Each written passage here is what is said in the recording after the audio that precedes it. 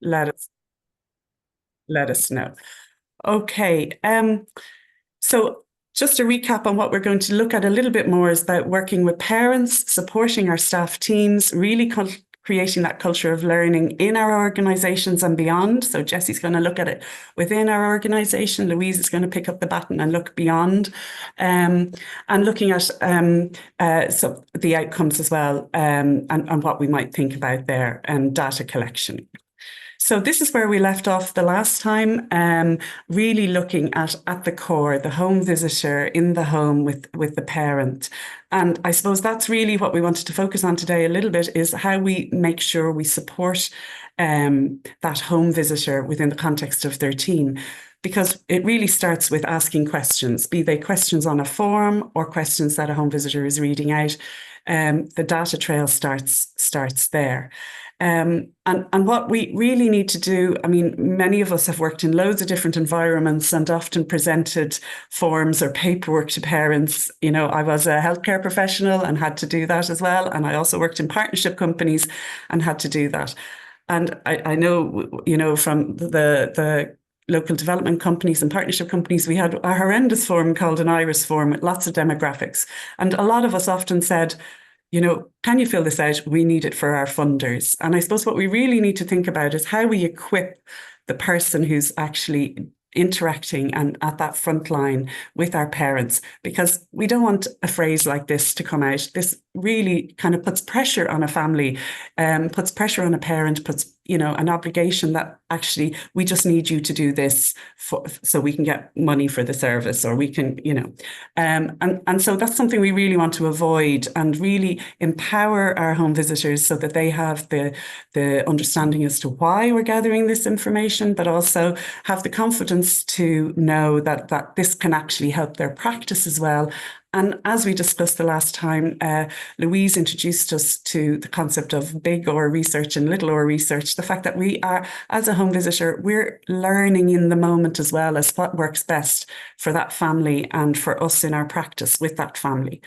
And so with that in mind, I just wanted to share with you a story about the importance of questions to our practice. And this quote, as you can read there, this arose as part of the consultation at the development of community families, where we asked parents a range of different questions to inform the development of the programme. And one of the questions was, just a recap on what we're going to look at a little bit more, is about working with parents, supporting our staff teams, really creating that culture of learning in our organisations and beyond. Knowledge of mental health look at it was really within our organisation. Louise is going to pick up the button and look beyond. You know, she then outlined the rationale for that, so having received a service now on her second, what we might think about child, there, and having had a young child. So this is where we left off the last time. She really looking at on her first child, the home visitor in the home with the retrospectively, she realises now. I suppose that's really what we wanted to focus on today a little bit, is how we make sure we have the language of the words to that home visitor within the context of their team. Because it really starts with asking questions. The saddest part was that she also said on a form, her partner knew that a home visitor is reading out. They never spoke about it. They couldn't the data trail starts to what was going on for her at that point in time. And what we really need to do, kind of many of us have worked in loads of different environments and relying on what parents will forms or paperwork to share with us. You know, I was a healthcare professional and had to do that as well, and I also worked in partnership companies and had to do that because people don't want to, you know, from share something deeply personal. Companies and partnership companies, we had a horrendous form called an iris form, lots of demographics. But in that context, and a lot of us often said, really saying, you know, can you fill this out? We need it for our funders. And I suppose what we really need to think about is how we equip the person who's actually not necessarily to be an expert in mental health. And I think we all acknowledge that's not we don't want our role as home visitors to come out. And it's part of the humility, I think, pressure on a family going in and saying, puts pressure on I don't know anything, you know, an obligation area. Actually, we just need you to do this. Know it all,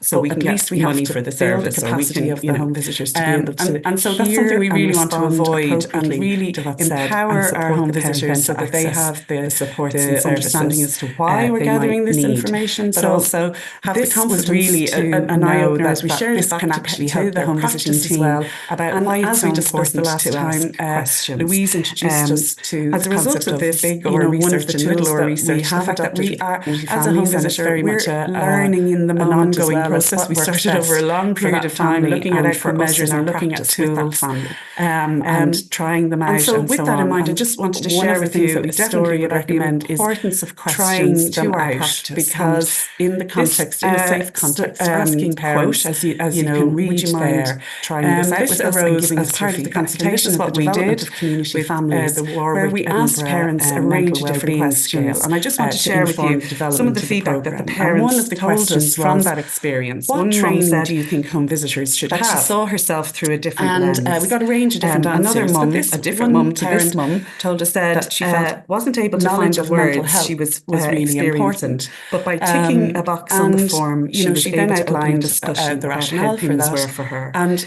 parents, having received the service now on her second measure to be used at different intervals, and having had a young child, they'd wished they'd been asked these questions earlier. She revealed that they opened up honest conversations that she had actually which others might not have retrospectively. She realised otherwise they might not have had on depression. That really, but she didn't have the language of the words experience survey. And one of the strong feedback from that was people, and they weren't, the saddest part was that she also said her partner knew about how they were doing in their physical and their mental to what was going on for her at that point in time. In line with that. And so it's really kind of about then, as home visitors, we're going in and out the benefits of asking, we're relying on what parents can really be an intervention to share with us. They can be what we might be missing, they can improve practice. We might not that very moment. It's challenging because maybe we're not sure how parents are going to respond to the questions. So we really need to equip our home visitors to manage themselves. They're not obliged to manage perhaps.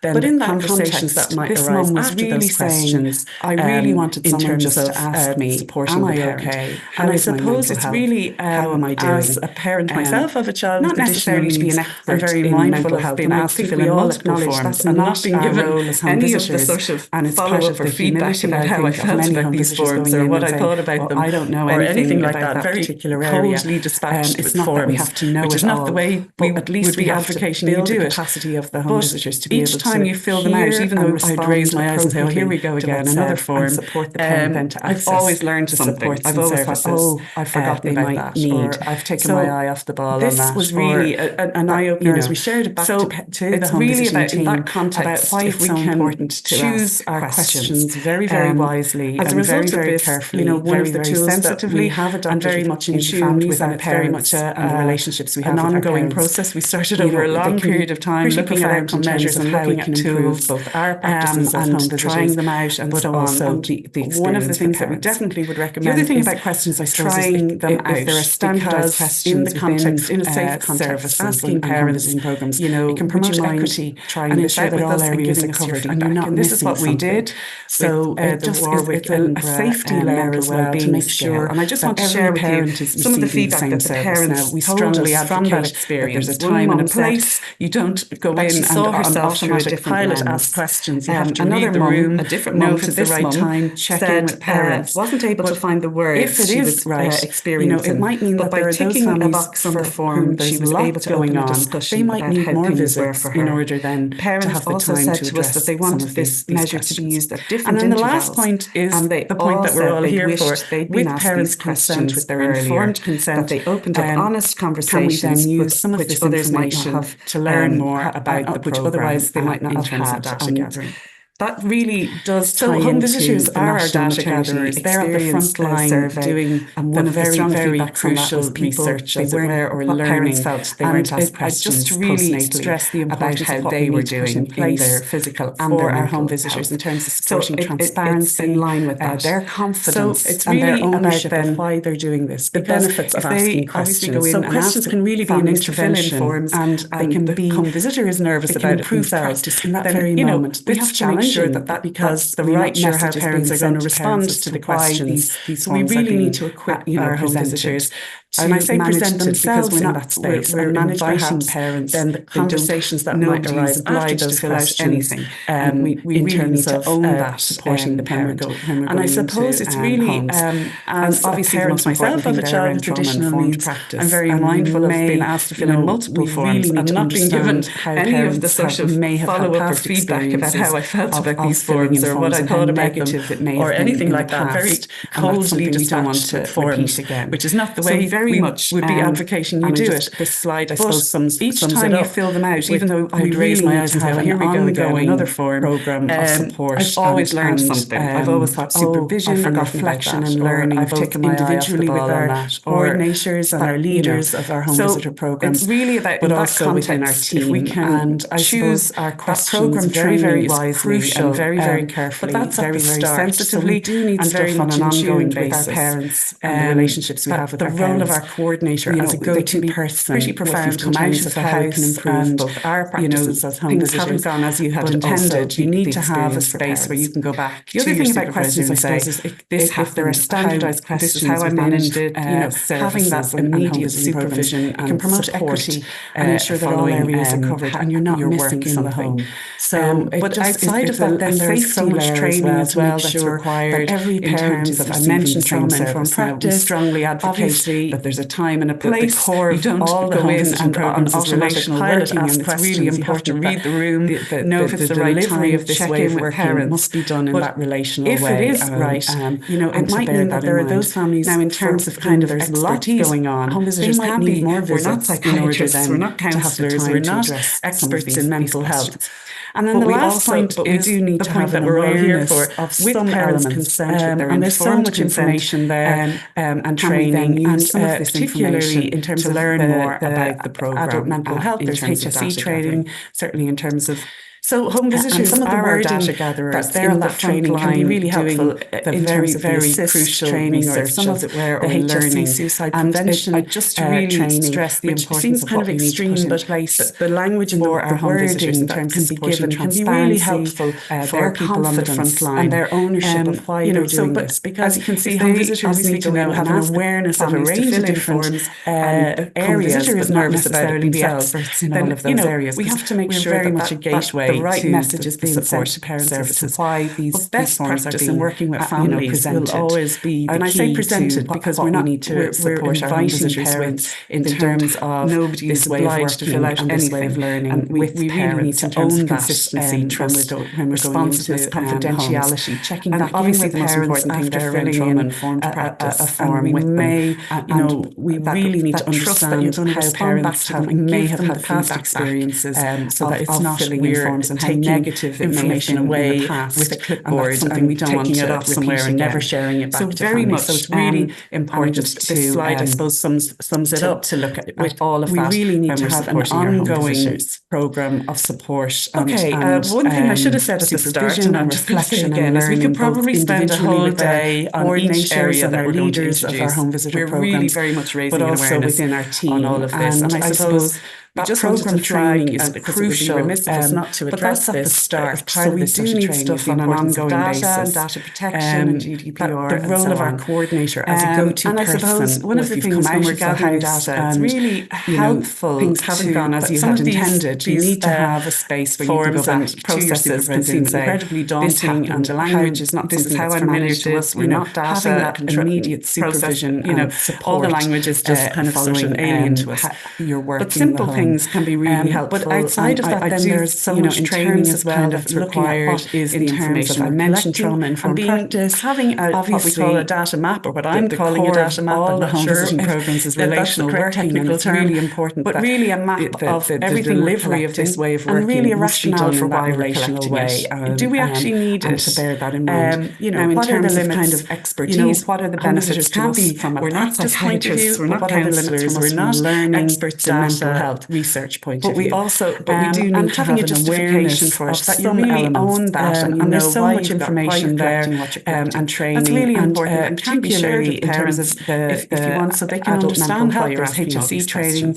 Certainly, Obviously, in terms of designing it in a parent-friendly way, it would be really important. Can be really helpful in terms of the assist training or protection impact assessment. Suicide Sounds prevention again quite complex, which seems kind of extreme, really does but help you just the think language and through the that whole wording process that can be given can be really helpful. Measures you've put for in place people to on the front protect line, the security of the data. But as you can see, home visitors need to have an awareness of a range of different consent at the start areas, but not parents have to be necessarily very clear that not every conversation they have with you very is much a gateway to the support that they really need to know best practice in working with families that will always be what they've said to you is being collected to as support data. our home So visitors it's not with just a in piece terms at the start, of it's very this much way a of piece working each and this time. way And I of do think then with that parents process in terms of of consistency, presenting either a trust, form or something confidentiality, out of your usual routine of working with families makes that a little bit more explicit, and they realise and filling in a form now, so this is going somewhere, and obviously being transparent about that, and so having clear information with parents as to what information is being gathered and why you're taking it off somewhere and never sharing it back and that to they have families. every really opportunity important to refuse to do that, to look at all of that that when we're supporting our and home so visitors. really important to think through some of that. Even one if you thing are I a should have small said at the start, organisation, and I'm just going to say again, is we could probably spend a whole day on each area that we're going to introduce. And just we're really very much raising an awareness on sort of some on of the all of ethics this. And I suppose we just wanted to flag, myself and Louise were chatting about the different terminologies and in terms of informed consent. And I've just been looking, and GDPR. Louise introduced me to a concept called process consent, and I suppose which is that one of the ongoing things when we're consent throughout gathering a process. really For me, I don't know, the word fresh some of seems good as well. I came across that as well in processes can seem just because you've asked daunting, and the language is not something that's familiar to us. We're not data. This is a point at which we're gathering data. All the language is just a lot of this is alien to us. Self-explanatory. Simple things can be really helpful, and I do, in terms of kind of looking at what is the information we're collecting, and being having what we call a data map, or what I'm calling a data map. I'm not sure if that's the correct technical term. But really a map sensitivity of everything we're collecting, I suppose and really a rationale for why around power dynamics. Because do we actually need a service deliverer? What are the limits? Parents what are the benefits to want the service from a practice point of view? What are the limits from us from a learning? The power shift is different. You're the ones and having a justification for it, that you really own that and you know why you're collecting what other services. That's really important. So there is a power imbalance with parents that we really need if you want, so they can understand why you're asking families to participate. Obviously, designing it in a parent-friendly way around would be really important. Debriefing and going back to share and that data back to concept parents, of data protection impact I'm not going to say we've got it all. Sounds again quite covered, complex. and Jesse's going to pick up but on some really of this does help later you just on. think that through that whole process. It's very much an aspiration for us measures to you've put try in and place find to ways protect that the we can security share of that the information data back to parents. and I've put in the centre there that co-design, and not just if consent. we have the opportunity to design this parents have to be very clear that not every conversation they have with you has been taken down and as feeding data, back to them, and that they really need to help know us what address are many the of these times ethical what they've said issues. to you is being collected as data. So it's not just a piece at the start. So it's very much again, a piece thank you time. all And I for do think participating that in process our of presenting Menti either a form meter, or something, and just to share this usual all back, routine of working with and if families anyone makes that a little bit more explicit, and they realise, well, I'm filling in a form now, so this is going somewhere, and obviously being transparent about bars and having clear information with parents as to what information is being gathered and why you're asking them to share that data, and that they have every we've asked you what opportunity data you can collect, you all collect, and you can see there the majority is around. And so really important to think through some of that, data, even if you are a small organisation, and then especially obviously if you're sharing information outside delivery data comes next. And just a little piece on engagement, the duration, intensity data. Again, myself and Louise were chatting about the different terminologies and training in terms of data informed as we're consent. going down, And in terms of looking interagency Louise introduced me to a concept called process consent, which is the other that piece ongoing around consent throughout a process. demographics. And I suppose for I me, put that in there. I don't know, the really word think fresh about seemed seemed good as well. How I we came might across that measure as well in whether terms of the profile because of our you've asked it families at the meets start, the areas you may need to remind want parents that this is the point at which we're gathering the need data in our again. areas. Are we A lot of meeting the this right is very families? And we can only do that if we about can confidentiality marry and data the families that we're security, seeing risk management, with kind of but also local harm and data safety. And we're very much representing aware the of community, and that's child very hard to protection access. and anything within the data you know, that might it's an ongoing challenge for us all. concern. So that's very, but respect very interesting. and sensitivity sensitivity too. for sharing that. I suppose we've put that in there as well the around next power slide, dynamics, because as we had a service asked you deliverer, about what data your organisations parents collect. if they want the service, and again, we can plough into this a little bit more detail. The power shift is different. Some of You're this the ones here, I think you can see there the number referral to other partner organisations, provision of support and ethnicity, geographical area so data, there is a power the numbers of imbalance families that we received really a need to be mindful service, of when we're asking families the level of to support, participate the and level share of their need data. of support. And then that piece we there have around SDQs feedback and there and debriefing and going back to pre and share post data back to measures, parents, which capturing where a child and parent are we've got it on the continuum covered, of and need. Jessie's going to pick up on some of this and later all on. relevant data, social it's more very organisational much an type for us data to try relevant and find to ways governance that and we HR, can share that information back to parents. rather than and I've put in the centre there that co-design. So that if a range we of have the different data opportunity there to that you all design shared this with process us, of data collection there. and outcomes with parents, Okay, and then the feeding so back to them, at this point, that would leads really me to help us address many of these ethical issues. And I'm just going to make sure I can give Jessie control. Okay, so again, thank you all for participating in our Mentimeter, and just to share this all back, and if anyone hasn't already okay, Jessie, you should be able to have code is still there control at the top. I hope you can see it. I have to Susan. move all my bars around to see my it. name is Jessie, So yeah, and I'm with menti.com Let's Get Together in Cork. 35105272. You type our in. experiences But we've asked you what data you can collect. You all collect, and you can see there the majority is around a lot of parent-child satisfaction data, a lot around participant demographics. Home visiting service delivery data comes next, I think, at 14, and engagement, duration, intensity data. That we're doing and some of the ideas I'll share. Possibly could be staff used training data as we're going down in terms of it, interagency working, and then the other piece around kind of community demographics. And I suppose I put that in there really to think about how we might measure whether the profile of our families meets the areas we want, meets the need in our areas. Are we meeting the right families? And we can only do that if we can marry the families that we're seeing with kind of local data representing the community, and that's very hard to access. But it's an ongoing challenge for us all.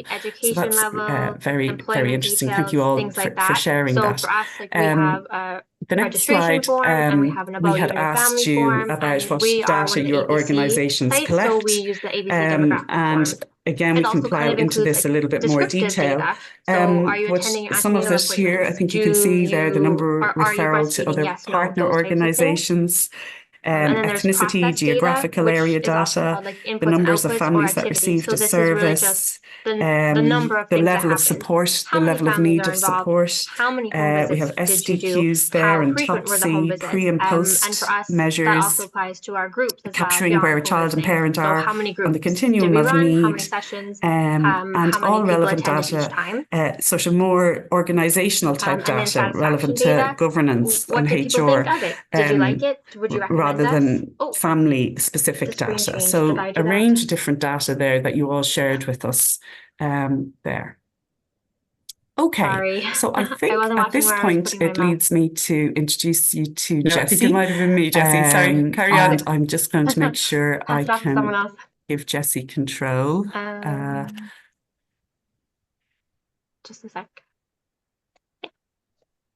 So satisfaction data. So for us, we have a feedback survey at the end of either group or okay, Jessie, you should be able to have control there. Satisfaction things. Lovely, thanks, Susan.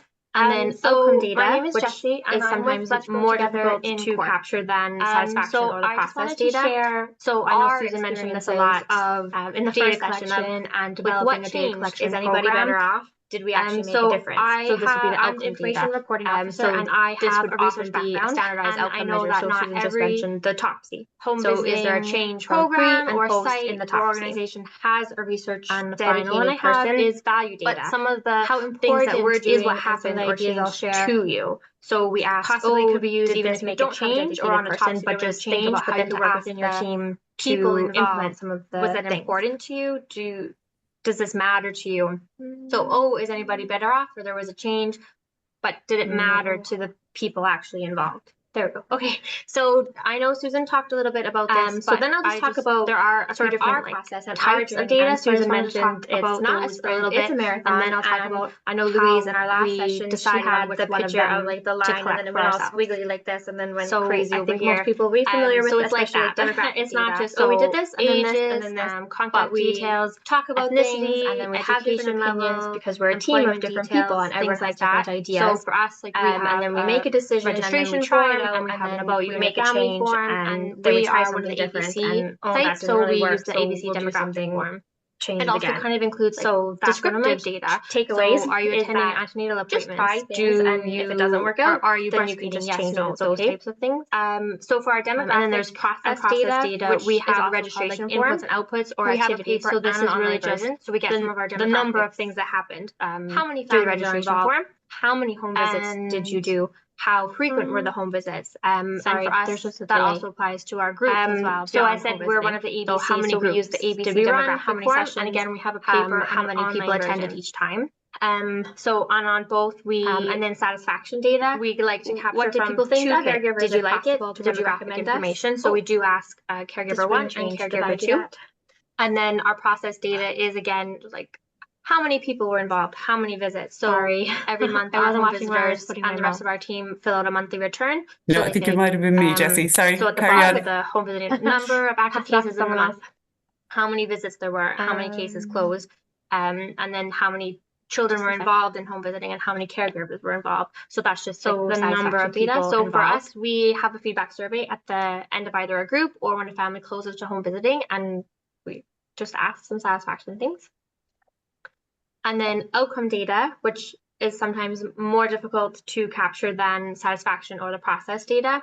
So then for satisfaction and value data, in the first session is we have a feedback form. Is anybody better off? So once the family closes to home visiting, so this would be the outcome data. We send a feedback form and it's an online standardized outcome version, and we also have a paper version if people prefer that. So is there a change? So this is where we ask some of our satisfaction questions. So and the final one I have is question number 10 and 11. How important is what happened or changed to you? And then they can rate 1 to 5. Asked, and then we also ask did this make a change or on the top like why did you choose to join the program? People how did the home visitor help you feel comfortable? Was that important to you? So these types of things just help us improve our program. So is anybody information to our home visitors of other things they could do? Did it matter to the home visitor was very warm and welcoming and always greeted us by our names. So then I'll just talk about, so it just gives ideas of process and our journey, and Susan mentioned a relationship it's not a sprint, it's a marathon with the family. I know Louise and then we asked session, she had the picture did that stands out for you, and then it went all squiggly like this, and then went crazy over here, ideas of what they found like that. It's not just, we did this, and then this, and then this. And I worked with our home visitors and we to develop these questions because we're a team of different people and everyone has different ideas. And then I went with our home visitors, we make a decision. Different people had different ideas of questions, and we make a change, rephrase things, and we reworded things, and we took things out and we added things in. So it's not just that change it again. A research person or coordinator says, takeaways is that it really is just in the whole team. And if it doesn't work out together, then you can just decide what we want. So for we've been doing this and process data, we have a registration form, and even through we have a paper and an online version. Not even a whole year, we've changed our questions. Through the registration there was one question people didn't really like, and people weren't really filling it out, so we just take it off. So there's like Susan mentioned, it's up and down. It's not just so I said we're one of the ABC, so we use the ABC demographic form, and again we have a paper and if you want to change everything.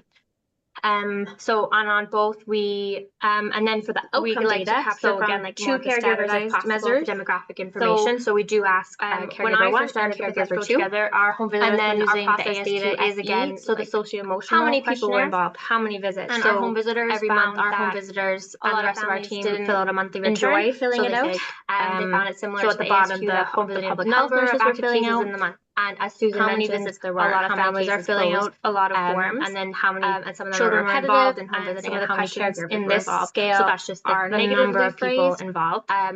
So our home visitors wanted something different. So then a screenshot of slides at the bottom is I had a meeting with our home visitors and our coordinator about, well, what do we want to look at and measure?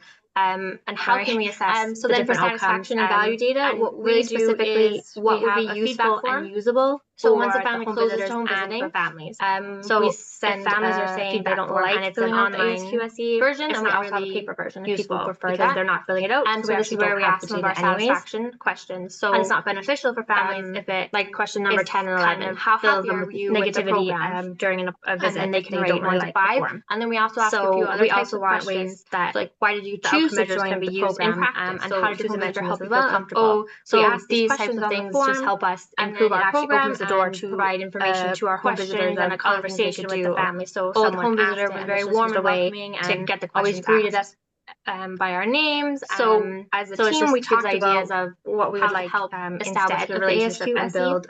So some of the ones we went through were and then we also asked like, if there's something you learned or did that stands out scale. So it does ask quite a few relationship-based questions, ideas of what they found as a major, like most meaningful indicator we want to assess is and changes in parent-child relationships to develop these questions. So age range starts at age 3. I thought of a few questions and then I went with our home visitors. We do home visiting. Different people had different ideas of questions, and we rephrase things and we reworded things and we took things out and we added things in. That Susan mentioned. So it's not just that again a research person or coordinator says, oh, these are what we're going to ask, but it really is within the whole team. So we work together and to decide what we want.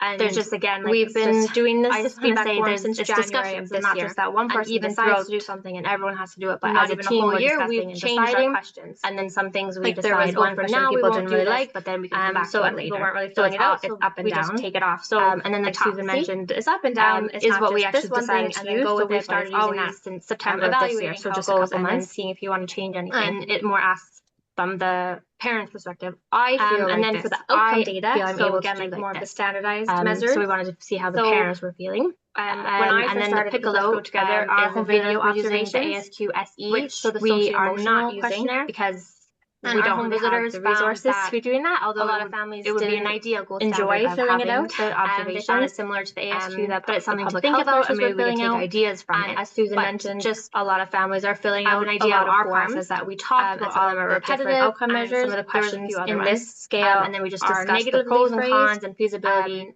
With so our home visitors wanted what we would be able to do, different. And then that's how we made a decision to go with the top C. Then the slide, and then slides at the bottom is another outcome. I had a meeting with our home visitors and our coordinator. Oh, there's standardized outcomes, but then you could also just want to look at non-standardized questions as part of our feedback survey. The different outcomes. Did the home visiting change specifically with your children, and then a scale of 1 to 5 for the home visitors. So that's an outcome measure as well. So even if it's not a standardized measure, they don't like filling out the ASQ. Can you describe how the program changed relationship just to get ideas of it. So what people don't have valuable anyways, and it's not beneficial for families if it and then kind of in addition to negativity during a visit is a lot. Don't really like the form.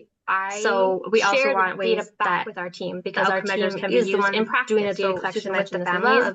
And I collected and do the analysis, but then it actually make a real point of sharing it back with the team and then a conversation with the family. So someone every site and organization could do, no matter how much data collection you're doing, but it's really important to share it back with the team. We talked about what we would like instead twice a year. So some of the ones we went through were the collected and a little bit of child-parent relationship compared to previous years. Like quite a few relationship registrations, which between obviously is a major the past couple of years indicator we want to say even the number changes in parent-child relationships is increasing. So our age of families is younger. So for us it wasn't suitable because we just go through different things of like how many people attended groups and so we couldn't do that. And the team and then the work Edinburgh mental well-being scale that on the bottom right we have. In our team meetings, again, there's different positives of that, but some of our visitors were a little hesitant about using it. Digital things, positive things that happened, or programs that went well. There's just again happened with the family. And I write things from the feedback form, not just that one person decides, so we can read them out. Everyone has to do it, but as a team, everyone really likes hearing the positive feedback. And then some things we decide, for now we won't do this, but then and then I also share quotes from the feedback team with our and then the top C in my operational report is what we actually decided to use. So we started using that since September of this year, so just a couple months. Share the feedback.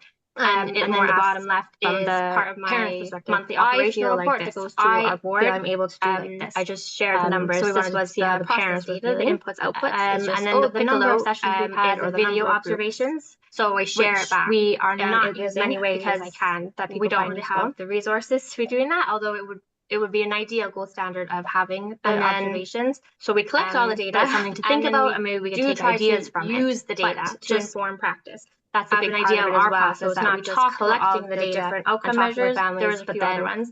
And using the data and doing something with feasibility. So the registration, what we would be able to do, we collect, we help plan groups. So I mentioned, we're getting a lot of babies. And then registering. So another we've actually added data, like Susan mentioned as well, other standardized outcomes, but then you can also just ask, and then the age of children and wait time. As part of our feedback survey, there's a large wait time for did the home visiting change your relationship with your children, and then a scale of 1 to 5, instead of peak under 4. So that's an outcome measure as well, even as for home visiting and for groups. And then we also ask, can you describe how the program changed your relationship? And then the feedback survey that we give out, it does give ideas for changes. So I just gave an example. We had one, it was a practitioner training, and in addition to a couple of people commented that they'd like the sessions closer together instead of once a month. So then share the data when I shared that with team, because our doing the training is the one doing the data collection with the families. We can make that change. So then I collected, we take the analysis, but then I do something with it. Make a real point of sharing it back with the team. And then, as Susan had mentioned, this is something that every site and organization can do, no matter how much data collection you're doing, goal setting, and what they want to achieve. And then the top C can help start the conversations. Twice a year, I be used in our team meeting. We talk about all the data that we've been collected low and a little bit of analysis, and I compare one of our previous years. Like, the number of registrations between. We also collect themes and issues raised by families. Even the number of babies being registered and they send it to me. So our age of families. We use it sometimes for our reporting. We just go through different things of like how many people attended groups, speakers for our team. The team seems to really like we had someone come speak about the bottom right. We have in our team meetings it's a common concern. So then our home visitors got more information that they can then share with families. Right. And then I report to positive things that happened or programs that went well or something nice that happened with the family. And I write things from the feedback form, and I put them in the key takeaways, so then we can read them out to the team, data collection program. Everyone really likes hearing the positive feedback. Is have ongoing discussions with the team. And then so it's not just me and our coordinator saying we want to do with our board, the team, and then my operational reports, and having discussions and changing opinions and trying different things out. Comfortable, and then I just share the feedback. And then the team knows a lot about what the bottom left is. So I personally don't speak operational report that goes to home visitors do. So I want to hear what the families say. I just share the numbers. This was the process data, and then we want to make sure that everything is useful and usable for the family. So I share it for the home visitors in as many ways as I can. So if it's a cumbersome outcome measure, and then families don't really like doing it, so we collect all the data, and then it's not usable. Try to use the data to inform having it be part of your program. That's a big part of it as well. So it's not, and then we want to make sure that everything we're collecting is used for something, and there is a purpose for using the data and doing something with the data. And we want to share the data back with the team and families. Data we collect, we help plan groups. So I mentioned most importantly, don't worry about trying something. So it doesn't really work out. Actually think about it, maybe we'll try something different. It's an ongoing journey, because there's a lot more babies, and then the age of children and wait time. So we just have to do our best. There's a large wait time for peak 1 to 2. So then we'll have another. Thanks so much, Jessie. And I think hopefully that gives that was great, and I hope everybody it gives a real insight into the team and the back and forth and that kind of constant negotiation, and obviously constantly looking at what data is coming in and how we can make that put that to the best use, both for the team but especially for our parents. So thanks so much for that, Jessie. Really great insight from the ground. And I suppose Jessie's covered, and I'm really delighted as well, covered a number of different measures there as well, and teased out, Let's Grow Together's thinking around why they chose different ones. And I suppose just to flag that, I suppose not all outcome measures are created equally, and that's something we need to just acknowledge.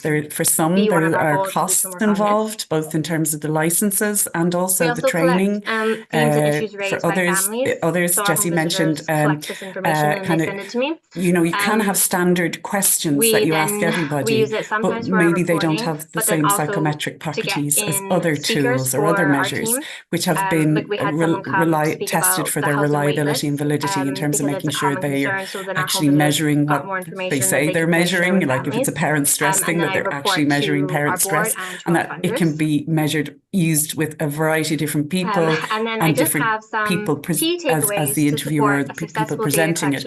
So there's lots to consider. I mean, the other things to consider are whether there's an existing Irish database already there, so we can compare the results.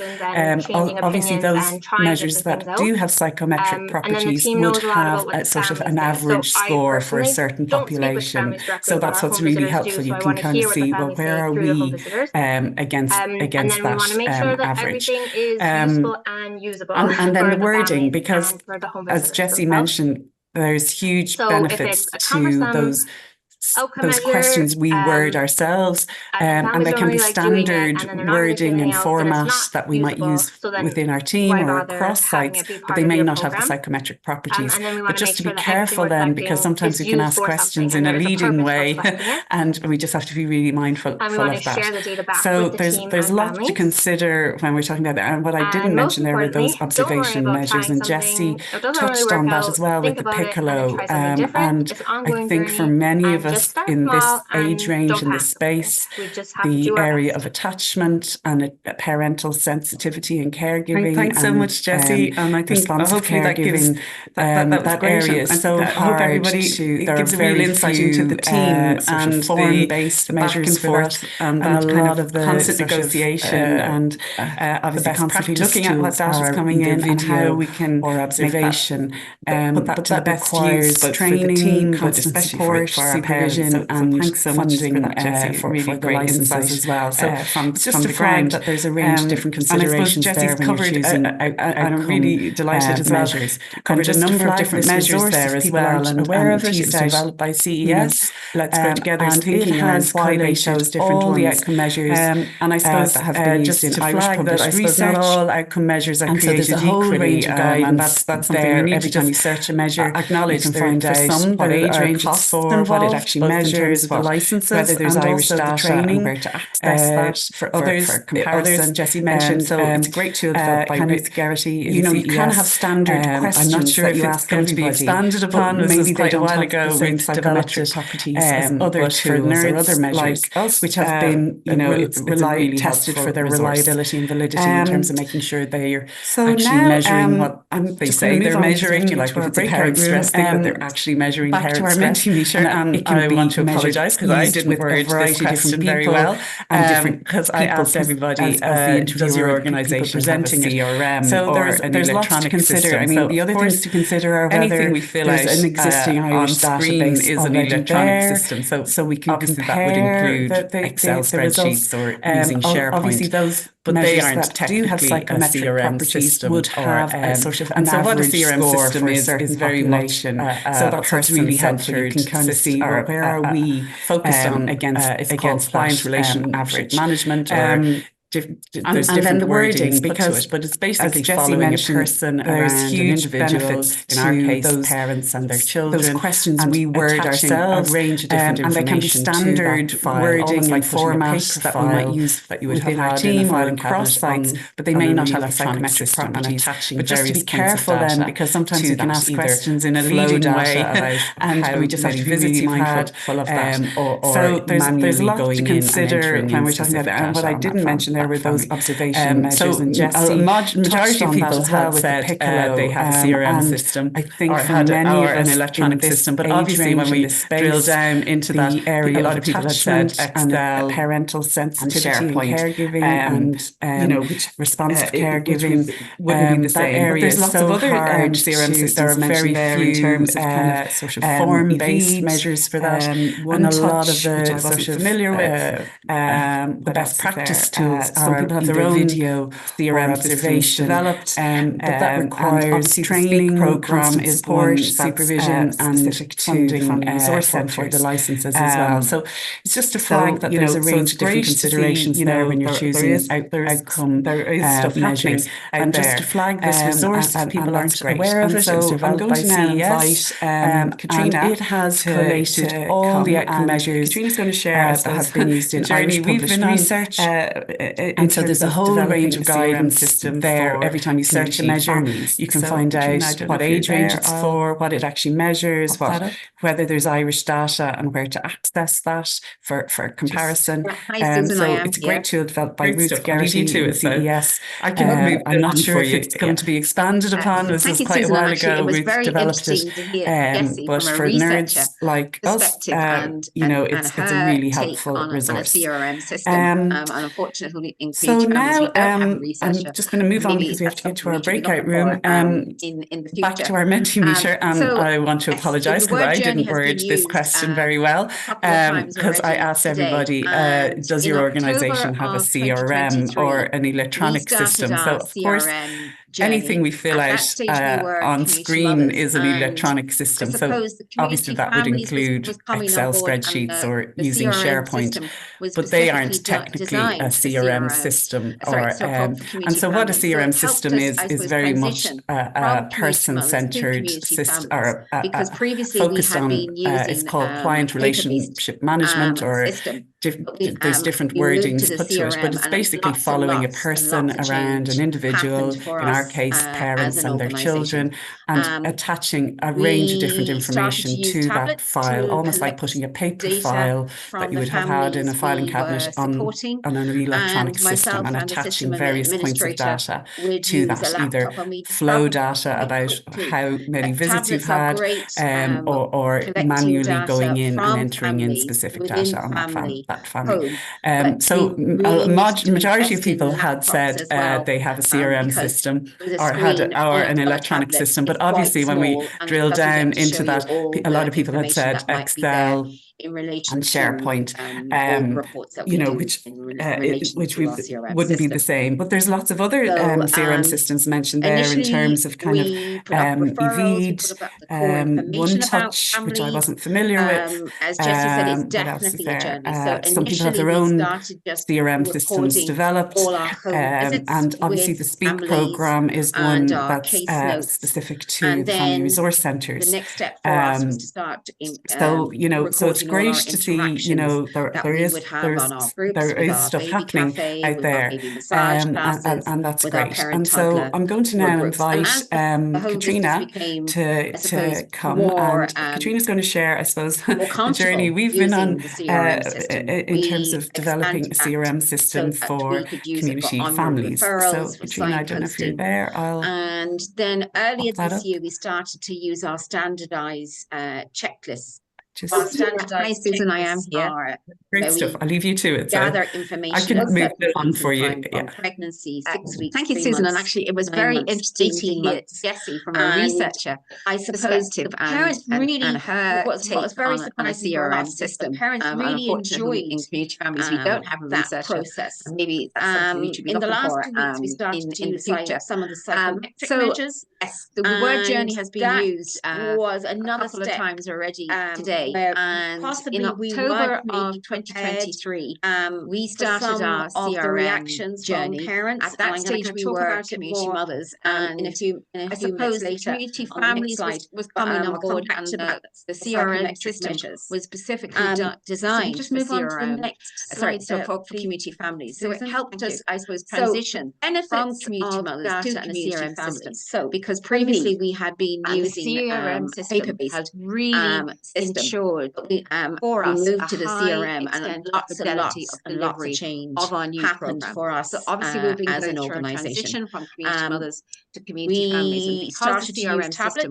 was specifically set up data for community families, it really has supporting to develop and our myself practice. and the system administrator, Everybody would use a laptop in a standardised quickly. way. Tablets So are great. There have Collecting data from benefits families from the CRM within system families maybe that we didn't anticipate initially. We really needed to invest in I've been using it as well, in our because in supervision. With a screen on a tablet, it's quite small. You know, a touch of a button get to show you all the information that might be there. You can see the number of visits that actually have taken place, whether they were attended, whether they weren't attended, what the reasons were. So initially, it really has given us a snapshot put up with referrals, with touch of a button, core information about families. Whereas previously, as Jessie said, it's definitely a journey. So initially, we started just recording all our home visits with through that process, and our case notes. I've started to see, and then maybe specific the next step for us was to start maybe recording all our interactions more support that we would have on our groups with our baby cafe, with our baby massage classes, with our parent toddler groups. And as the home visits became, I suppose, when you're tracking more, visits, you might see more comfortable using the CRM system. With a family. Maybe they are cancelling visits a bit more than we thought. Use it for onward referrals, for signposting. And then earlier this year, we started to use our standardized checklists. And as staff got comfortable, they started to record more gather information at certain points in time, from calls from referrers, 3 months, and then as I said, we started 18 months, standardized measures and the psychometric I suppose measures. The parents really what was very surprising for us is the parents really enjoyed the home visits. That process. Unexpectedly for us, as I said, in the last 2 weeks, we started to use some of the psychometric measures. It has created conversations was that another step happened where for families, and this has been challenging. Because sometimes we have perceptions of the reactions from families, and I'm going to talk about back to Susan's point, which I think is so critical in the CRM system that I didn't personally anticipate. It does have conversations, especially around mental health, that we may not have had the opportunity. Benefits of data and the CRM system. So the feedback and the CRM certainly in relation to the standardized measures have been very positive for us, for the families. But I think when you're gathering data delivery, you need to be very cognizant. So obviously we've been going through a transition. Yes, we need to community families, and because the CRM system was specifically set up for our community families, it really has helped to kind of develop our practice and issues that particular families are standardized. For instance, one of our this week was using one of the measures benefits from the CRM system measure. Maybe that we didn't anticipate initially. Really upset. I have been using it in our in supervision conversation because it has the home visitors stopped at touch of a button and said, "Look, we can go back to this. You can see the number of visits that are actually having issues taken place,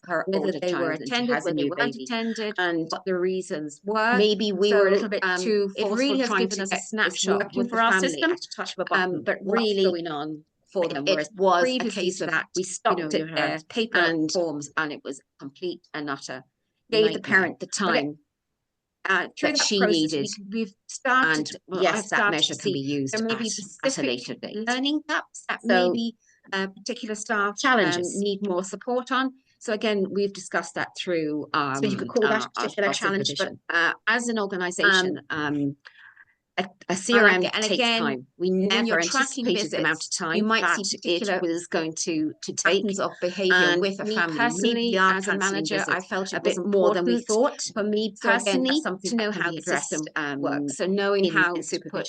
So as I said, initially, we were recording how the system works. And as the staff got comfortable, they started to record more of our interagency work from our staff, calls from referrers. It does take time for home visitors to use the standardized measures and the psychometric measures, and you definitely have to take it slowly. You can't overwhelm them by expecting to know everything from the very unexpectedly for us, as I said already. When using the checklist for me personally, as a manager, it has created a lot of reports and for families, and this has been challenging at the moment because sometimes in a very busy schedule where we have waiting lists which we didn't previously have before, which I think is so very critical in CRM system that I management personally anticipate. What I'm learning is I need to kind of conversations, especially around mental health, that we may not give the time to analyze or had the point in creating data. Unless that data you yourself the feedback as a manager can look and share certainly in relation to the standardized measures have been very positive for the families. But I think when you're gathering data, you need to be very cognizant. Thanks so much, Katrina. Thanks so much. And I think that really gives you an insight. Thanks so much of how challenging this can be and the constant piece. And I think it brings us back to the slide I had about the support for staff. You know, you might think you've covered it all in the first sort of training you've done, but it's an ongoing support, an ongoing training and looking at what supports our staff need. And it reminds me, you know, during our trial process in terms of introducing measures as well, we trialed them out with a range of different families. As I mentioned the Warwick Edinburgh one, but we also trialed our checklists as well. And you would be amazed questions that you think are quite fairly straightforward, and just depending on the time, where that parent is at and what's going on for them, how they can respond. So two examples are, one, as I said, one of our home visitors is trialing out our simple checklist, and it just asked, you know, do you have any health, disability, any needs? It was quite a generic question. There was no mention of mental health. And like Katrina outlined there, the home visitor received kind of a frosty response from the parent, and maybe reticent about asking the question and why they asked the question. And so as part of this trial, you know, the home visitor was delighted to come back to me and say, well, Susan, you know, that didn't work. You see, now I asked that question and I got this response from the parent. But just before she did that, she visited the parent again, and the parent herself brought up the conversation and said, do you remember last week you asked me that question? Does take time for the home and explained how she had reacted that way, and then outlined what was going on for her in terms of her mental health. And I guess what we need to be really mindful, those of us who are asking our home visitors to gather data and to send data here, there and everywhere, is that we have to really provide our home visitors with that level of support to be able to, as a supervisor, as Katrina has been doing now to her team, is responding to their each unique needs so that they can, as a team, grow in their own practice and confidence, but also know that you may get, as part of a trauma-informed practice awareness, that you may get a response at times that may seem angry, upset, and so on. And as Katrina said, that the most important thing at all points in time is the parent themselves and the relationship are having, not the data and the need to gather data. And just so much, Katrina, thanks so much. And I think that really gives you an insight. Thanks so much. One of our other colleagues there is on the call how challenging this can be. She would have always reminded us of the concern piece, and I think it brings us back to the slide I had about visitors. And perhaps you don't have the breadth of experience. You know, you might think you've covered it all. Very easy to hand a form over and say, off you go, training you've done the form. It's an ongoing support and leaders of training programs. We really need to own that and make sure we put the right infrastructure in place. And it reminds me, you know, during our trial, so much for that. I think it's really helpful in terms of to have that introducing measures of our mind, well. Katrina. So thanks for flagging we trialed them out with a range of different families, as I mentioned. I mentioned the Warwick Edinburgh one, but we also go to our breakout rooms now. So as well, and you would be amazed preparing the questions that you think are two questions can be again fairly straightforward. Also, just depending on the time, organised blast sessions. So hopefully we have the same. What's going on for them, how they can respond. So two examples are one, as I said, one of our home visitors was trying out our simple checklist, and it just asked, what do you need? You know, do you have any health, disability, any needs? It was quite a generic question. There was no mention of mental health. Jesse's experience. Katrina outlined there, how do we support the home visitor received kind of a frosty response from the parent, and maybe reticent about asking the question and why they asked the question. What you might need in terms of so as part of this trial, you know, the home visitor is delighted to come back to me and say, well, Susan, you know, that didn't work. You see, for time, I asked that question and I got this response from the parent. Things.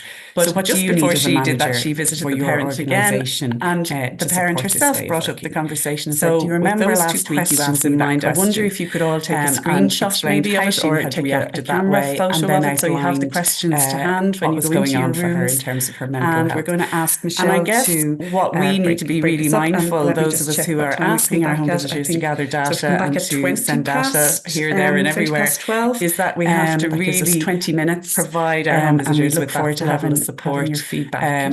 To be able, as a supervisor, as Katrina has been doing now to her team, is responding to their each unique needs, so that they can, as a team, grow in their own practice and confidence, but also know that you may get, as part of a trauma-informed practice awareness, that you may get a response at times that may seem angry, upset, and so on. And as Katrina said, that the most important thing at all points in time is the parent themselves and the relationship they're having, not the data and the need to gather data. And just, I suppose, the one other thing I would just flag is, and I'm very mindful, I think one of our other colleagues there is on the call there, in rooms? And, you know, she would have always reminded us of the concern about new home visitors, and perhaps you don't have the breadth of experience.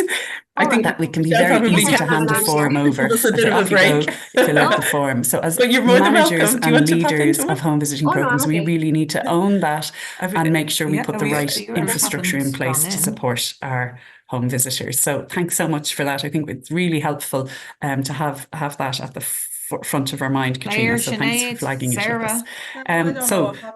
We're 5 minutes over, and we're going to go to our breakout rooms now. So Michelle has been busy preparing the rooms, and I suppose we have two questions. Can we again? You were also so organised last session, so hopefully we have the same. If you can nominate someone to report, and we have two questions. Having heard everything from this morning, what do you need as a manager? Claire, I don't know if you can to support your team in this way of working. And you've heard both Katrina's experience and Jessie's experience.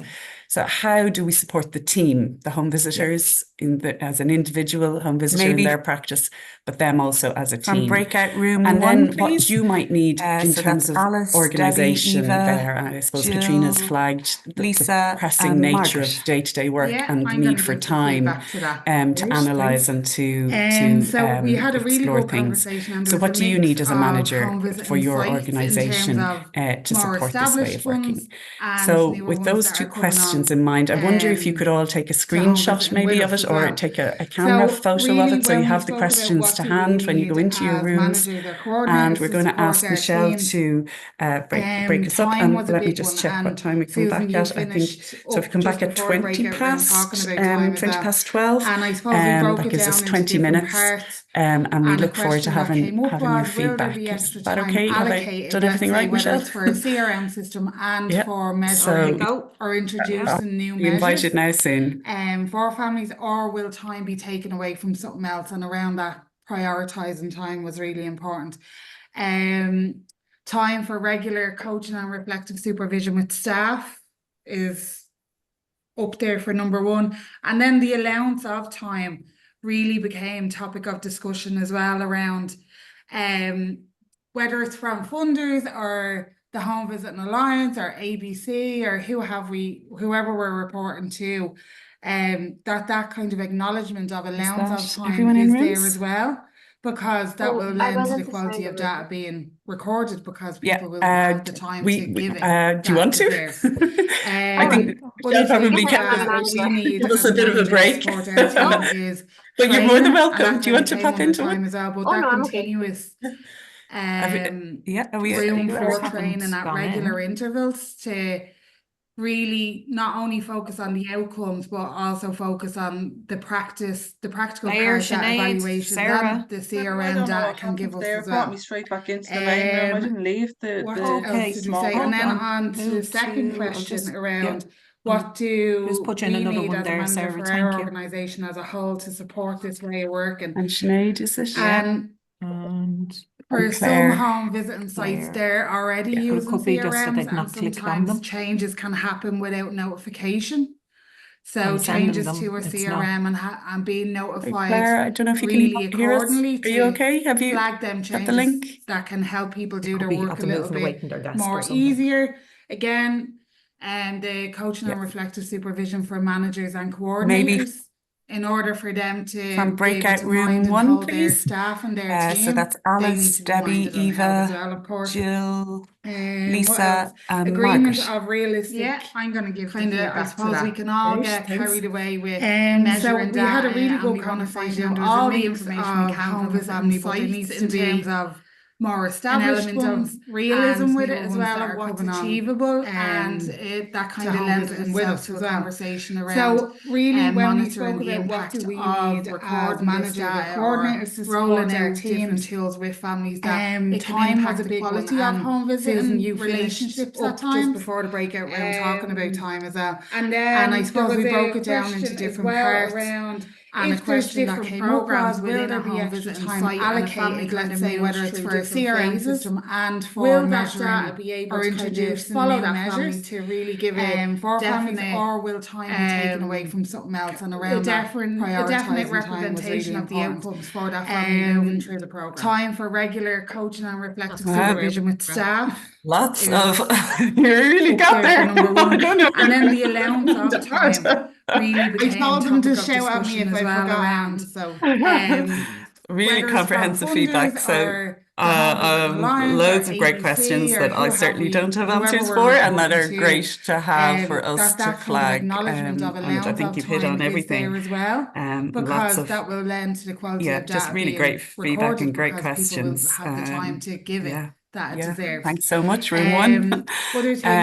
Room 2. As a manager, yes, that's a hard act to follow, but I'll give it a go. So again, we said issues around like access to IT, training, time. We did mention that. Really, also as well, a piece that we spoke around was keeping it simple as in the language. So when it comes to aim, objective, outcome indicators, really explain to management and to home visitors.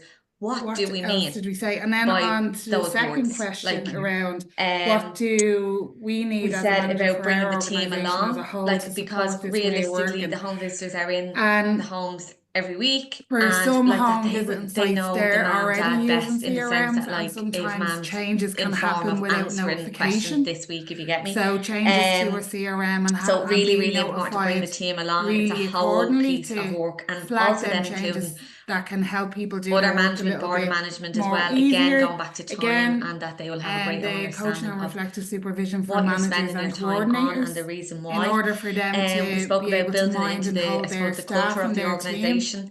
That's part of the infrastructure. So therefore, if you were to do a review on it, say after 12 months, that you give the staff the feedback. We can all get carried away. Why are we doing this? Like, what is the benefits of it? It gives that space and time to see where the work an element of realism with it as well, of what's achievable, then that allows us to see that kind what of maybe other training conversation around needed, monitoring the impact, and also again it allows the home visitors to see rolling out different tools with families that it can impact the quality of home visiting relationships at times. Again, big piece of collaboration and open communication. There was a question as well around that if it becomes there's different natural programs within a home visiting site and a family kind of moves through different phases. Will that data be able to kind people of feel follow free that to shout in if I have forgotten something. That's excellent as well. No, that's excellent, and following on with Eva's feedback as well, that's excellent. And you mentioned there as well the culture of organisation, and that's one of the reasons we thought about bringing yourselves together as leaders and managers of programs. But you've kind of you're touching on it even beyond that with your board of management and with the kind of and Eva touched on this, that you might be one program within a range of other programs, and it can be very easy for one other program and that are great to have for us. It's about how we can create it as an organisational culture. They're great points. Just great feedback. Room 2, room 3. Yeah. Thanks so much, room 1. Room 2. Yes, that's a hard act to follow. Claire didn't get into the room. I think so. That's Kate, Louise, Pippa, and Sinead. Around like access to IT, training, time. We did mention that. Yeah, I think like a lot of what we're saying has already been also as well. Like one thing that we spoke around was keeping it really simple as in the language. So when it comes to aim, objective, outcome indicators, really it's something we do as well. And just Louise was really highlighting how like she sees like how the home visitors value that, and just how it empowers them, and just understanding what's we said about bringing the team along, like because realistically the home visitors kind of are like in support that they could receive every week, more and training around data collection. They know the mum Certainly dad new things best are in being the sense that, implemented like, as well. if mum's in form of answering and questions around this week, ethics if you and get me. GDPR, I think there's new things that are being interested. So I know, really, like, really important to bring the team given it's along. changing, It's a lot of people are whole collecting piece of personal work, information, and particularly also when they then wouldn't have including previously. It's about other ensuring that they management, board really management understand as that and well. are able to Again, going communicate back that to to the time, parents and as that well. they will have a greater understanding of And that, what there's you're a spending shared your time understanding on of and why the we're reason doing why. it. We spoke about building it into Again, I think the, it's mentioned the about just culture really of the getting the whole team organisation. on board. That's part of the infrastructure. And as So Katrina was mentioning therefore, as well, if you were about to do a review becoming on natural it, with say after 12 using months, that you measures, give the that's something we staff the spoke about as feedback, well, and like, it's really important why to be are we comfortable doing with the this? tool. Like, what is the benefits of it? And it gives that space and time to see like where the from one of the people in the room's own experience. It's just like seeing how their use of things change when they kind of could other have their own years of experience, and how different that is also, again, it allows for the delivering home it to a visitors parent to and the see, parent's we responses for see that. it, like, we see So the just make work sure that again you the are kind of the doing. support, the training, the modelling for that. What else did we say? Again, And big I piece think, of one thing was collaboration and coming up, open like I know it was communication. mentioned, like the Warwick you were mentioning earlier, Susan. That it becomes and natural. like using tools like that can I suppose the be, biggest thing I think, a again, bit what Eva had introducing said them can be a around the bit space daunting and if the it's new time for home allocated. visitors. People So feel just free to shout in helping if I them have forgotten understand something. that That's they don't excellent have as to well. be expert that's in all, excellent. And in all following on with areas. Eva's feedback as well, that's excellent. And Yeah, just you like know, you how they mentioned can there as deal well the with culture of responses organisation. in And that's that. one of the reasons we And also thought then about it was bringing mentioned of yourselves together for as that, like, leaders knowledge and of the network managers and that of interagency programs. But part, you've and kind the of good community you're touching on it contacts, even beyond that with response your to that, board and of support management that and with the new kind of managers would need. and Eva touched One on thing this, was that you might mentioned be one was getting program the board within a management on range of board. other You know, it's like we programs, and discussed a it bit can be about really very being a whole easy for one organisation other program approach. to, you know, And it's about how we can create it as an across the ethos of organizational the organisation culture. as a whole. They're And that the great board would points. be Great feedback. involved Room in, two, in room the three. development of it, and just really understanding the training needs as well.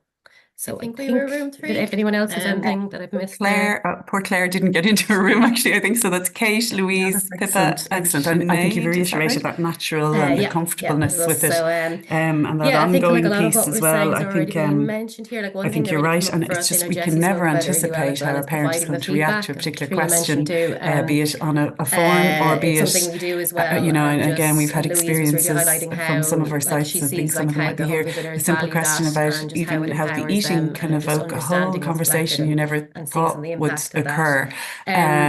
So it's almost like I think one of the things we often talked about as a home visitor, you can never know what you're going to meet when you cross the threshold of the door, and it's almost like trying to equip our home visitors, you know, regardless of whether we present a form or not, with whatever a parent might want to discuss on that particular day. So yeah, no, that's great feedback. Thanks so much, Kate. That's excellent. And so that was room three. Room four.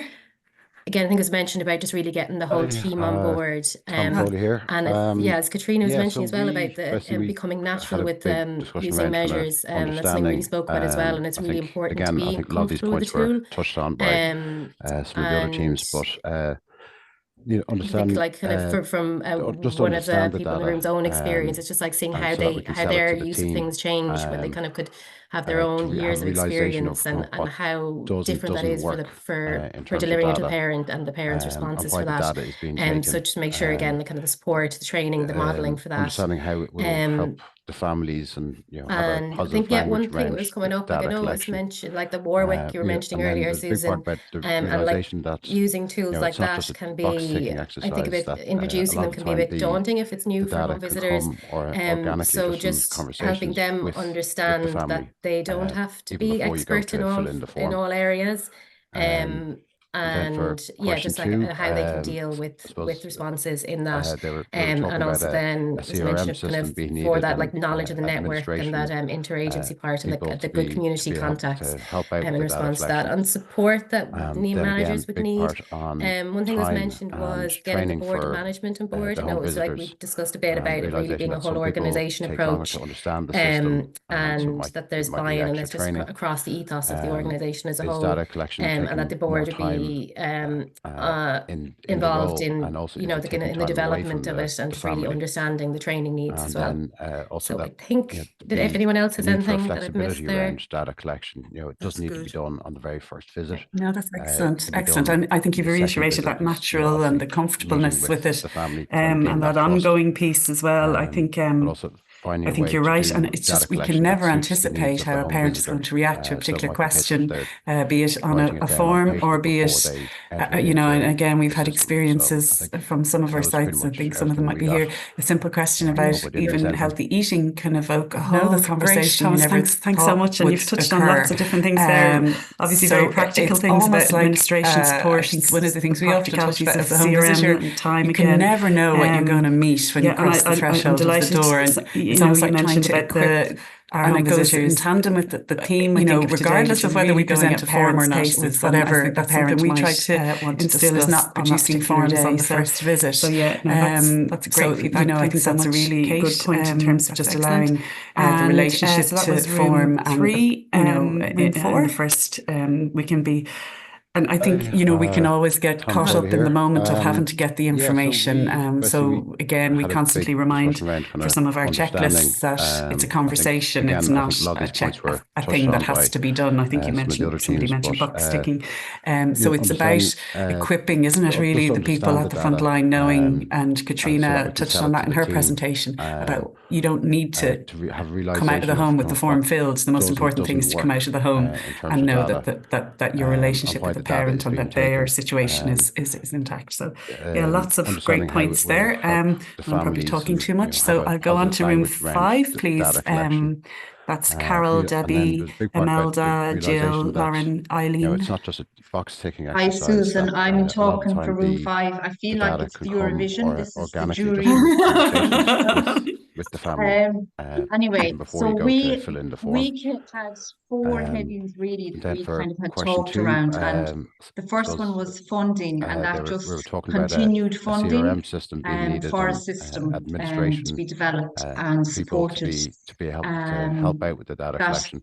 We also spoke about again, that big part on time, when home visitors are working to full capacity, that impacts on their time. That some people so that was the other heading, that time allows for reflective practice, which is really important when more time you do have these tools available to you, and they do time away from the family, you know, provoke and then also that very strong emotive reactions for flexibility in around data collection, families that we're visiting. So it's that reflective practice around that. The second and that visit also with the family, time is needed for training. That was the other heading. A way to do data collection that training takes time. Yeah, no, I'm here on a training, so if you hear this beside me. Sorry, I think someone's just not on mute there, just to flag. I don't want you to have a conversation that we all hear. Sorry, Imelda. No, that's great, Thomas. Thanks so much. And you've touched on lots of different things there. Obviously, very practical things about administration support, and also the practicalities of CRM and time again. So they're all and I'm delighted. You know, you mentioned about the. And it goes in tandem with the theme, I think, of today, which is really going at parents' paces. And I think that's something we try to instill, is not producing forms on the first visit. So, you know, I think that's a really good point in terms of just allowing the relationship to form. And, you know, in the first, we can be... So and I think, you know, we can always get caught up in the moment of having to get the information. So again, we constantly remind for some of our checklists that it's a conversation, it's not excellent feedback from the jury in room 5. And I think you've just touched on something there that someone else mentioned as well. Equipping, isn't it, really, the people at the front line knowing, and managers and leaders and coordinators of programs together, because you're holding the whole thing. You're holding the support for the teams. The most important thing is to come out of the home messages and know that you've mentioned your relationship with the parent and that their situation and someone else mentioned it as well. Lots of great points there. Tight on time now, so I'm going to go on to room 5, the jury in room 6, which is Claire, Carol, Debbie, Nikki, Imelda, Jill, Sue. Lauren, Eileen. Hi, Susan. I'm talking for room 5. I feel like it's a lot of vision. This echoing is what other people have said. You know, the big one for us was time in terms of time for training, time to make sure that the new staff having their confidence built, funding, and that maybe just people, continued who funding are more experienced, for a system, when something changes or asking them to do something a little different, that that there is space and time. We also spoke about that. When home visitors are working to full capacity, that impacts on their time within the team. So that was the other heading. That time one big thing that came up for us was peer learning and how important that is for home visitors to hear from each other about their experiences. You do have these tools available to you, and they do communication when you're when you're in supervision altogether. Emotive reactions as an organisation and as a manager, so it's that reflective sort of our collective feeling was that there is a huge need to know the system really well to be able to guide the team. For training. That was the other heading. A big piece for the organisation question was just to make sure that everybody knows why are we doing I think this? someone's why just not on mute there, just to flag. I don't want you to have a conversation that we all hear. When to ask Sorry, Imelda. and when to pull back. There's another jury trying to take our and we talked a little bit about time and the data that we're capturing is sustainable and that it's useful, and that it also captures so they're the breadth all of work pieces around that reflective practice for funding applications that and really reports and those pieces all the other feed into the quality of the work that we do. I think that they were how the main important that main, is when we're working with that's great. families. No, that's excellent. And I think everybody's just added and built on what everybody said. And I love the way you stressed the peer learning there. We've tried to highlight that as well, that it's not just an individual piece, but it's very much a team piece. So and if I think anybody else wants you can learn so much from your colleagues. So thanks so much. That was really great. And I hope you enjoyed your discussions in the room. We've got another 20 minutes, so we've got a few more inputs and I think you've just touched on something there that someone else mentioned. Just to remind you, do put questions in the chat. One of the reasons we at the end called managers and leaders and coordinators and programs together is because you're holding the whole thing. You're holding the support for the team, I think, and you're also sending messages. Oh, sorry, Louise, you've mentioned there the importance for reflective supervision and someone else mentioned it as well. You should have control there, Louise. Tight on time now, so I'm going to run to room 6, the jury in room 6, which is Claire, Jackie, Nikki, Ramona, and Sue. Perfect.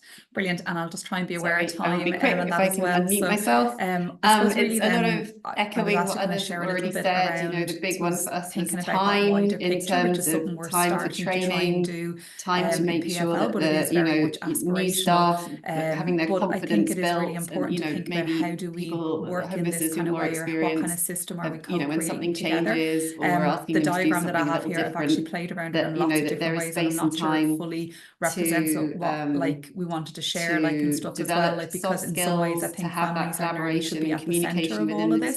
But I suppose I also want to be aware that we are potentially creating something. I suppose we could be creating something for people, or we could be creating something with people, and I suppose how important the data or information that we're collecting is to try and help us to sense into all of that. And I really love that you brought in as that an organisation and as a manager, I think what actually this whole collective feeling is that there is a huge need to know the system really well to be able to guide the team. Of actually what's happening in this space, and a really big piece for the organisation question was just to make sure that everybody knows why we're doing this, why is this important, whose voice is included, which that kind of builds back into to each other, because I think there's really important insights and spaces from everybody. Like I suppose we want families to be at the centre, that we're really thinking about what we're doing meaningful, the data that we're capturing is sustainable and that it's useful, and then I suppose services, how do we understand what the context is like and what's happening in terms of being in that space of trying to create supports with and for families, and also trying to be aware of the space of if you're a funder or policymaker, there's decisions that have to be made and wider. That's great. No, that's excellent. And I think everybody's just added and built on what everybody said, and I love the way you stressed the peer learning there. We've tried to highlight that as well, that it's not just an individual piece, but it's very much a team important piece, and I think you can learn so much from your colleagues. So thanks so much. That was really great, and I hope you enjoyed your discussions in the room.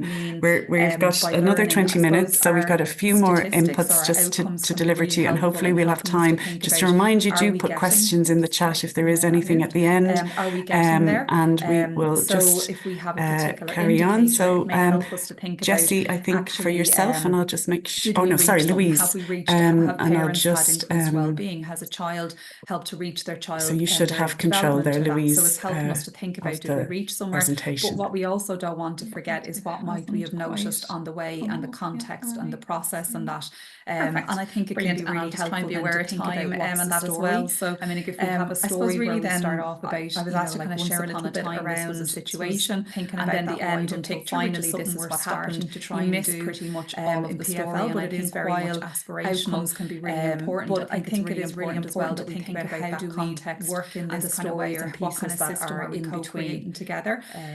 The diagram that I have here, I've actually played around it in lots of different ways, and I'm not sure it fully represents what like we wanted to share, like, and stuff as well, like, because in some ways I think families are nearly should be at the center of all of this. So I suppose just to very briefly just let you know what it might look like. I think potentially, I think what's important is that learning isn't about just creating something for people, or we could be creating something with learning people, and I suppose how important the data or information that we're collecting is to try and help us to continue into all of that we're involved in. And I really love Mel where our outcomes can be helpful, because in terms of what actually this whole process, as well as reflecting communication spaces where we can really kind of communicate in terms. So I think our statistics can be really helpful in terms of helping us really create those learning cultures together.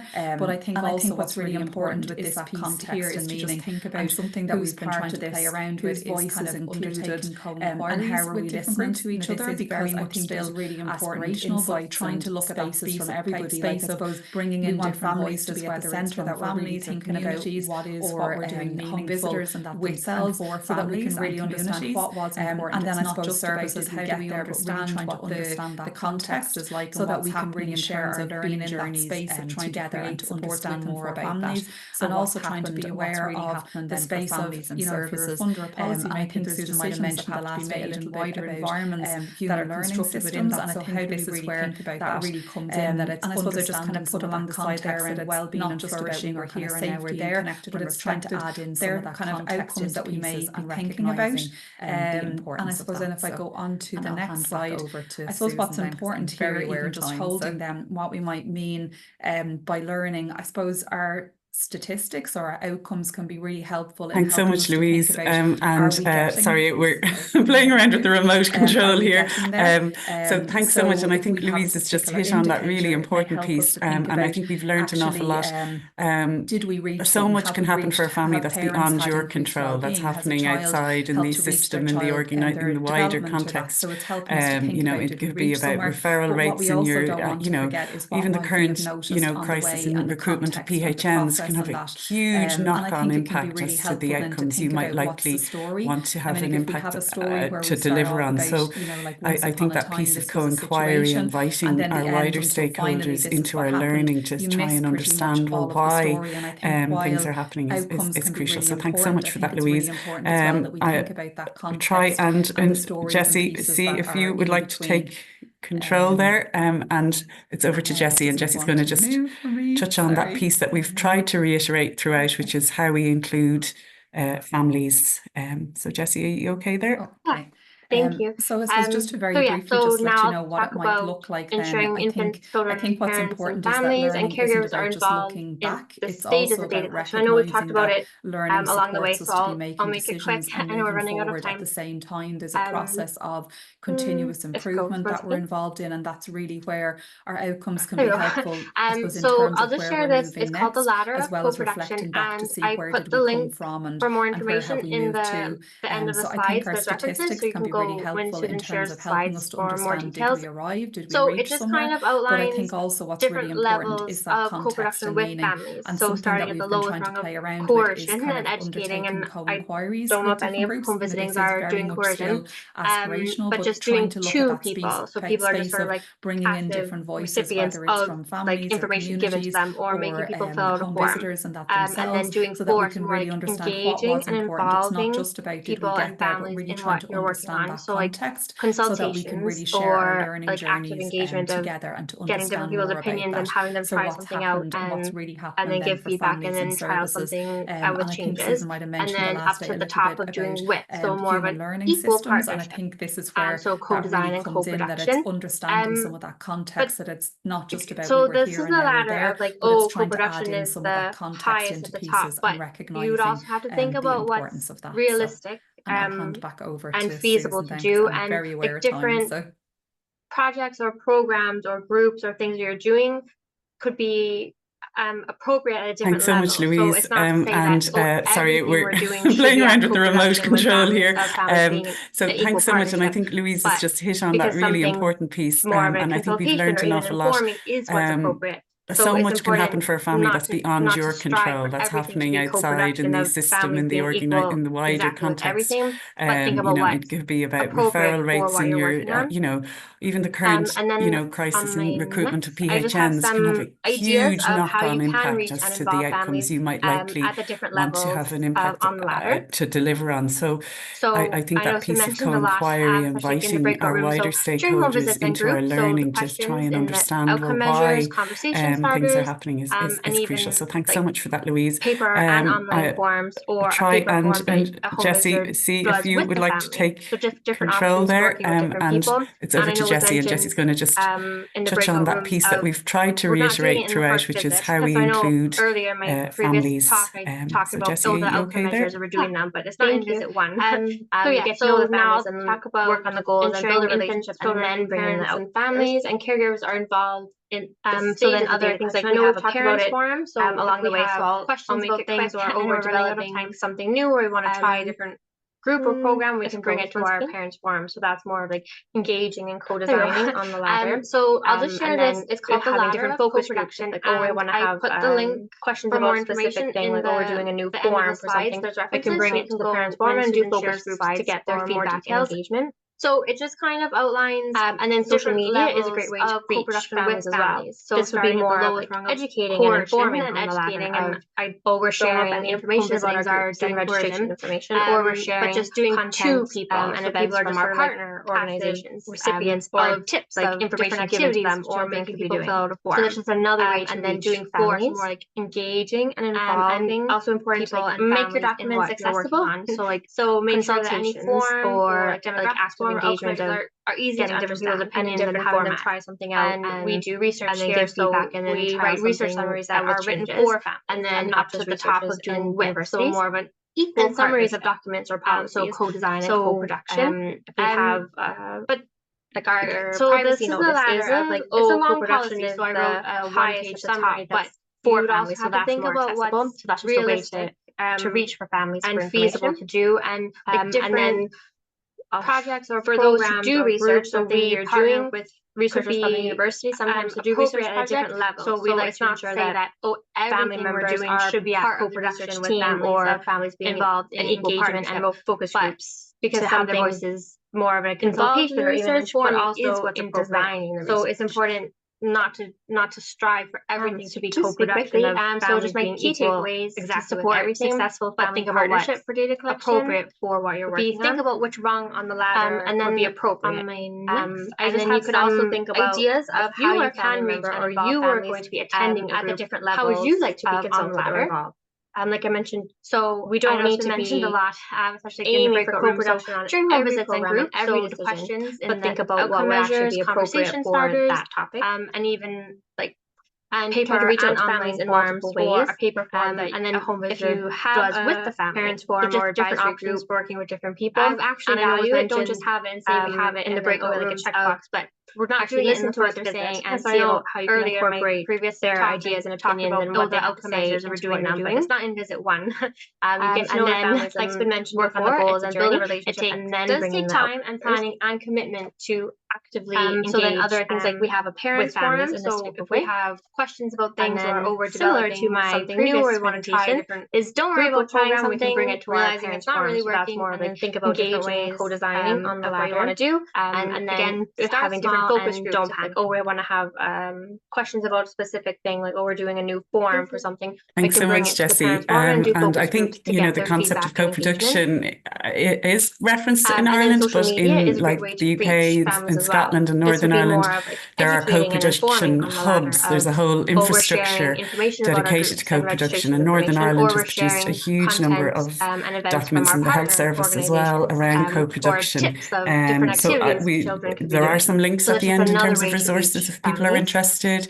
As well, the parenting network was involved in delivering a conference or seminar on co-production a long time ago, but I think there's videos there as well. And in terms of how we can, as Jessie flagged, whether it's appropriate for every element of the service, but even as Jessie mentioned, that co-design. So even in terms of the outcomes we want to choose and how we want to measure them, how we could possibly design that with parents and then through that have that process mapped out and then come back. And there's a whole load of different tools available to support that way of working. Okay, so we're just at the end, really. Just the last few pieces are just to thank you all again for your feedback. We did ask this question about what do you need to create a culture of outcomes-focused learning within your team and with your families and your interagency partners that you work with. And you can have a look there on the screen, and I'm just looking at it here. There's another page. It's very much feedback similar to the feedback everybody gave already, and mentioning culture and cultivating a working environment that's focused on this, and ongoing training, as it were, and external support, funding, partnership, really very much a focus on partnership as well. And one thing that's there, and this is why we had this particular session, is continued training in leadership and management, because this, there's a lot of asks of you as the coordinator and the manager. So really, I mean, it's good to see that was flagged as well. So we'll obviously incorporate all this into the report that the Home Visiting Alliance are developing under what works. And this last piece, and then, like where people are at in whether they do share feedback to their participating parents, and you can see this is out of 5. So that's something we're not great at, and we'll all put our hands up. Everyone I think in the room would say it takes an awful lot of time, and Jessie flagged about how we have to kind of be mindful of how we present it back to parents, and that takes time. It's very, I think Winston Churchill used to say, I needed a lot of time to write a very short letter. It's easy to write a big long-winded, if you've got all the jargon to churn that out. The UK, actually distill it down in Northern Ireland into meaningful. There are co-production accessible. There's a whole infrastructure dedicated to co-production. How many people would like to share a huge number of data back to parents? And that's interesting. It's just above the halfway mark. Hopefully people after today's presentation would, in terms of resources, we'd rate that a little bit higher, and we'd all like to share as well. The parenting network that was involved in delivering, and then in terms of requiring support for that, or seminar on co-production with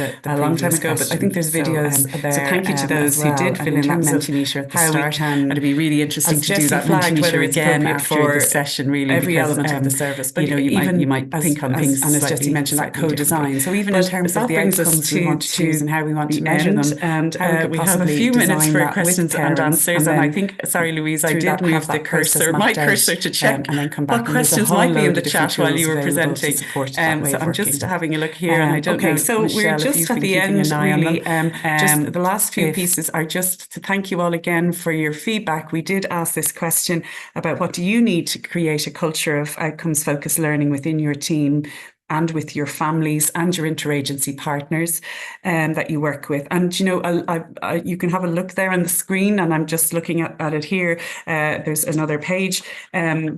That it's very much feedback similar to the feedback everybody gave already, and mentioning culture and cultivating a working environment that's focused on this, and ongoing training, as it were, and external support, funding, partnership, really very much a focus on partnership as well.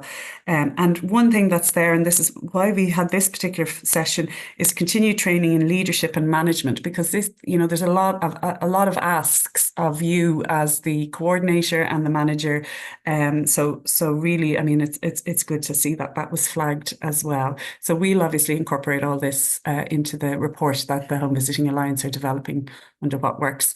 And this last piece, where people are at in whether they do share feedback to their participating parents. And you can see this is out of 5. So, that's something we're not great at, and we'll all put our hands up. Everyone I think in the room would say it takes an awful lot of time. And Jessie flagged about how we have to kind of be mindful of how we present it back to parents, and that takes time. It's I think Winston Churchill used to say, I needed a lot of time to write a very short letter. It's easy to write a big long-winded, if you've got all the jargon to churn that out, but to actually distill it down into meaningful and accessible information does take time.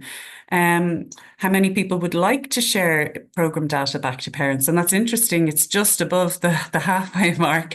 Hopefully people after today's presentation we'd rate that a little bit higher, and we'd all like to share that feedback back to parents. And then in terms of requiring support for that is probably in line with the previous question. So thank you to those who did fill in that Mentimeter at the start. And it'd be really interesting to do that Mentimeter again after the session, really, because you might think on things slightly differently.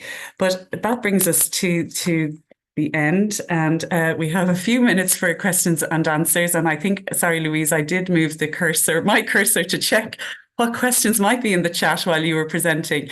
So I'm just having a look here, and I don't know, Michelle, if you've been keeping an eye on them. If